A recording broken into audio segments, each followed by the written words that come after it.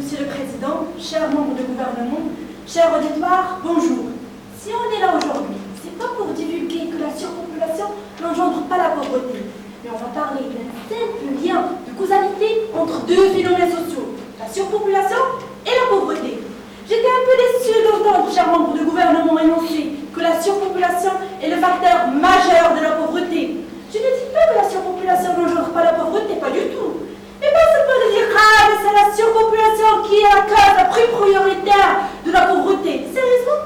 Mesdames et messieurs, si on va analyser le surpeuplement d'un point plus proche, nous allons trouver que ces effets vraiment se résument en des effets naturels, à savoir désertification, déforestation, pénurie d'eau même, et des problèmes sociaux, y compris conflits, maladies, faible espérance de vie, conditions non hygiène, et je peux même citer criminalité, j'en passe.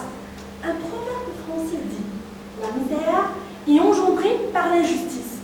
Ce qui va nous dire que la pauvreté ne peut pas être l'enfant de la surpopulation, ni même pas son petit bébé.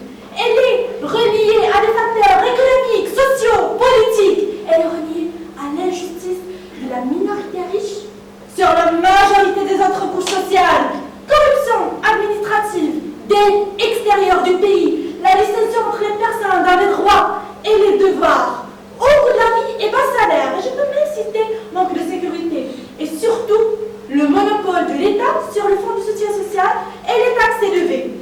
Chers collègues, vous m'avez dit qu'il y a un manque de ressources, la surpopulation cause un manque de ressources, alors que selon FAO, en 2008, la Terre a suffisamment de terre pour alimenter 2 fois la population existant aujourd'hui.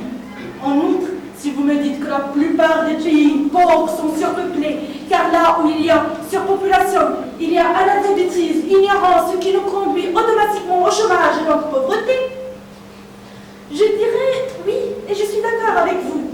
Mais ce qui est intolérable à mon sens, c'est que vous les appelez pauvres, vous les culpabilisez d'être pauvres, alors qu'ils ne le sont pas. Ils sont appelés ainsi parce que leur majorité est constituée de pauvres. Ce sont les pays développés qui les appellent ainsi. Mais permettez-moi de vous donner des exemples plus concrets, comme celui de la Chine, est le pays le plus surpeuplé au monde. Sa population est de 22% de la population mondiale. Et pourtant, vous la voyez pauvre? Bien sûr que non. Elle est classée comme 3e pays riche, après l'Union européenne et les États-Unis. Les pays de l'Union du Comore est le pays les plus pauvres. Et pourtant, sa population n'atteint même pas 800 000 habitants. Et tout ça est relatif, mesdames et messieurs, car on peut trouver un taux de population ascendant contribuant à une augmentation du taux de pauvreté, alors qu'on peut trouver un taux de pauvreté plus petit, alors que la population ne cesse d'augmenter.